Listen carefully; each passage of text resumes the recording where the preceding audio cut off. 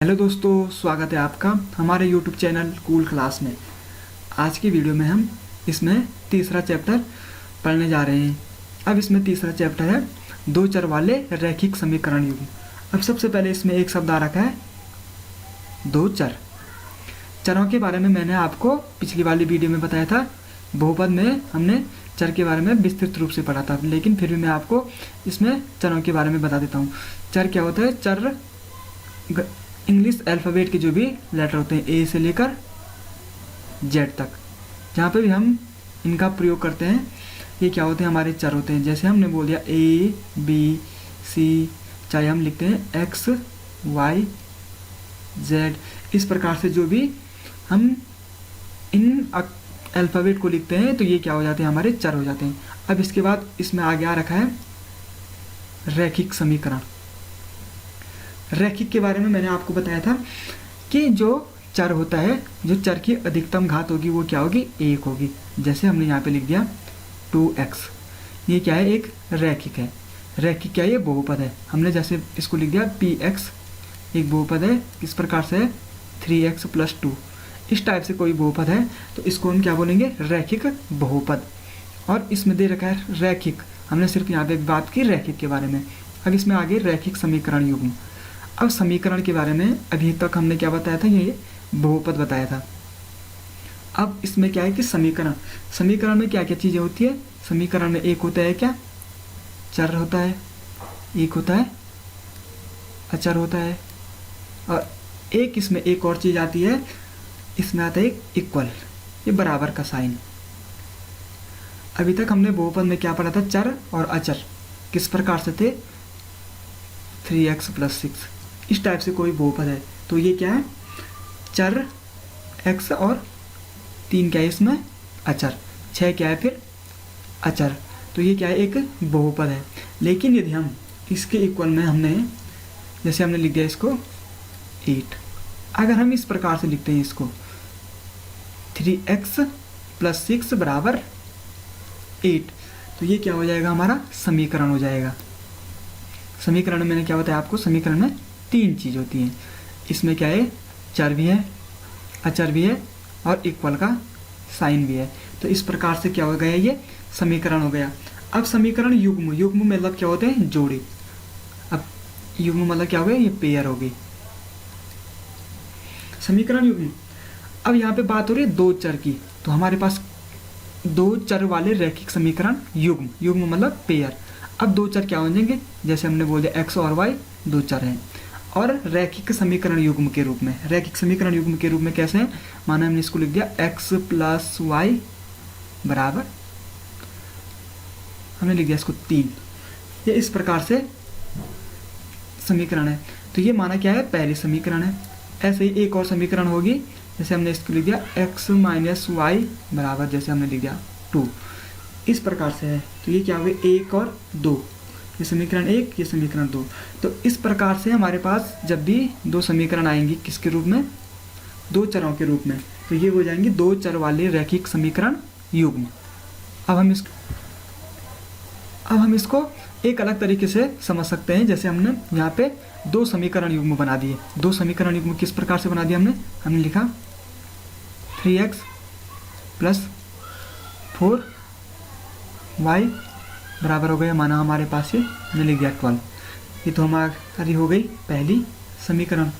अब हमने दूसरी समीकरण लिखी 3y + 2x बराबर ये हो गया 10। ये होगी समीकरण नंबर 2।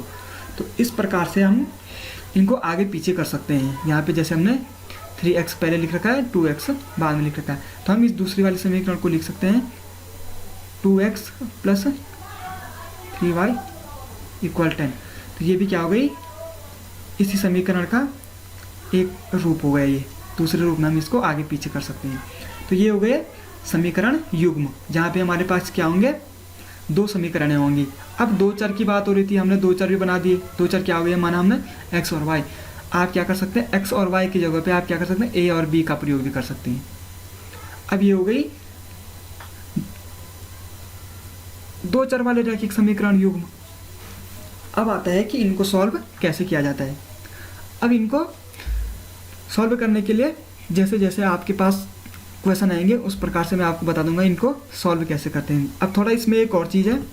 अब जैसे इसमें है यहाँ पे आकृति 3.1 में आप लोगों को 3 आकृतियाँ दिखाई दे रही होंगी। पहली आकृति ये है, दूसरी ये है और तीसरी इस प्रकार से है।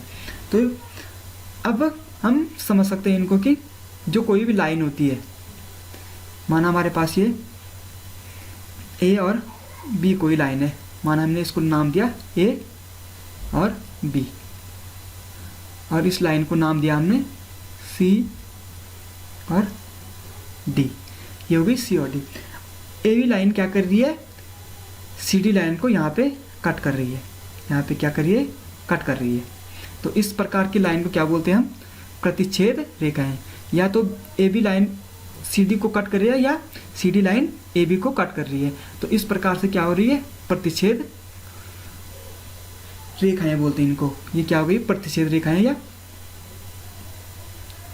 ये हो गई, इनको क्या बोलते हैं, प्रतिच्छेद रेखाएं। अब यहाँ पे 2 लाइन है, जैसे हमने ऐसे नाम दिया इनको भी, ए बी एक लाइन है और सी और डी दूसरी लाइन है। तो ये क्या है कि इन दोनों के बीच की दूरी क्या है, यहाँ पे भी बराबर है, यहाँ पे भी बराबर है, और यहाँ पे भी क्या है, बराबर है, यहाँ पे भी क्या है, बराबर है। इनके हर पॉइंट पे इन दोनों बिंदुओं के बीच की दूरी क्या है, बराबर है। तो इस प्रकार की रेखाओं को क्या हम बोलते हैं, हम समांतर रेखाएं। अब तीसरा है, इसमें एक लाइन ये है और इसी के ऊपर दूसरी लाइन है। इसको हम इस प्रकार से समझ सकते हैं, जैसे माना ये एक लाइन है और दूसरी लाइन क्या है, इसी के ऊपर। हमने इसको कैसे बना दिया, ए बी ये है और सी डी भी क्या है, इसी लाइन के ऊपर है। तो ये दोनों रखे हैं, क्या हो जाएंगी, आपस में संपाती होंगी। संपाती मतलब एक दूसरे के ऊपर ओवरलेप हो रही है। ओवरलेप का मतलब क्या हो गया कि ये माना ए बी लाइन का एक पॉइंट है और सी डी लाइन का जो एक पॉइंट है वो क्या है, इसी के ऊपर है। अब दूसरा पॉइंट है, ऐसे ही माना यहाँ पे है ए बी का और सी डी का भी क्या है, ये।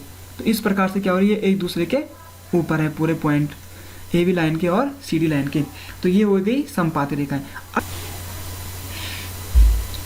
अब आपको यहाँ पे एक टेबल दिखाई दे रही होगी। इसमें क्या है कि जब हम समीकरणों को सॉल्व करेंगे तो इसमें क्या है कि अलग अलग मेथड है, लेकिन हम उन्हीं समीकरणों को सॉल्व कर सकते हैं जो समीकरण क्या होंगी, प्रतिच्छेद करती होंगी। प्रतिच्छेद का मतलब क्या होगा, मैंने बताया था आपको। ये एक तो हम इस प्रकार की लाइन को सॉल्व कर सकते हैं, प्रतिच्छेद करती हुई रेखाएं। केवल क्या होता है, इसका एक हल होता है, एक हल होगा। एक हल क्या होगा, जहाँ पे ये एक दूसरे को कट करेंगी। ये वाला पॉइंट क्या हो जाएगा इनका, यही इन दोनों समीकरणों का क्या हो जाएगा, हल हो जाएगा। अब दूसरी बताई थी मैंने आपको, संपाती रेखाएं। संपाती क्या होंगी, अपरिमित रूप से अनेक हल हो जाएंगी। संपाती का मतलब क्या हो गया, ये माना कोई इक्वेशन है, ये माना कोई रेखा है और इसी के ऊपर क्या हो रही है, दूसरी रेखा ओवरलेप हो रही है इस प्रकार से। तो इसके क्या हो जाएंगे, अपरिमित रूप से अनेक हल हो जाएंगे। अब तीसरी थी समांतर रेखाएं। समांतर रेखाएं क्या थी, ये समांतर रेखाएं। तो इन समांतर रेखाओं का क्या होगा, कोई भी हल नहीं होगा। क्यों नहीं होगा हल, क्योंकि ये दोनों रेखाएं आपस में एक भी पॉइंट पर एक दूसरे को इंटरसेक्ट नहीं कर रही हैं या एक दूसरे को प्रतिच्छेद नहीं कर रही। अब जैसे यहाँ पे संपाती रेखा है, संपाती रेखाएं कैसे इंटरसेक्ट करें, माने ये पहला हमने इस प्रकार से पहली रेखा बता दी। अब दूसरी रेखा जब इसके ऊपर से जा रही है तो क्या हो रहा है कि इन दोनों के पॉइंट क्या हो रहे हैं, एक ही उस पे आ रहे हैं। तो इसके इसलिए किए जाएंगे, अपरिमित रूप से अनेक हल हो जाएंगे। अब जैसे अब हम समीकरण युग्मों में कैसे पता करेंगे कि इसका हल निकाला जा सकता है और इसका हल नहीं निकाला जा सकता है। इसके लिए हमारे पास क्या है, माना हमारे पास समीकरण युग्म किस प्रकार से है, हमने इनको लिख दिया a1x plus b1y plus c1 बराबर 0। माना पहली जो समीकरण है लाइन की वो इस प्रकार से है। अब दूसरी समीकरण क्या है, a2x plus b2y plus c2 बराबर 0। दूसरी लाइन की इक्वेशन इस प्रकार से है। अब हम इनके क्या करते हैं, सभी में पहले सबसे पहले क्या चेक करते हैं, इनके कोफिशिएंट, इनके गुणांक। x का गुणांक क्या है यहाँ पे a1 बाय a2 हम निकालते हैं। यदि ये बराबर है, किसके बराबर है, b1 बाय b2, और ये बराबर है किसके, c1 बाय c2। यदि ये तीनों क्या है, एक दूसरे के बराबर है, यदि इनके गुणांकों का अनुपात बराबर आ रहा है, ये रेखाएं क्या हो जाएंगी, समपाती रेखाएं, समपाती। और इसका क्या हो जाएगा, अपरिमित रूप से अनेक हल हो जाएंगे, इसके अनेक हल हो जाएंगे। हम इसको ऐसे लिखेंगे, अनेक हल, अपरिमित रूप से अनेक हल। अब हम क्या, अब यदि क्या हो रहा है दूसरी कंडीशन में, a1 by a2 does not equal to b1 by b2। यदि a1 बाय a2 बराबर नहीं है b1 बाय b2 के, तब इस लाइन को क्या कहेंगे हम, प्रतिच्छेद रेखा, प्रतिच्छेद रेखाएं। ये दोनों रेखाएं क्या हैं, प्रतिच्छेद रेखाएं हैं, और इनकी क्या हो जाएंगे, केवल एक हल।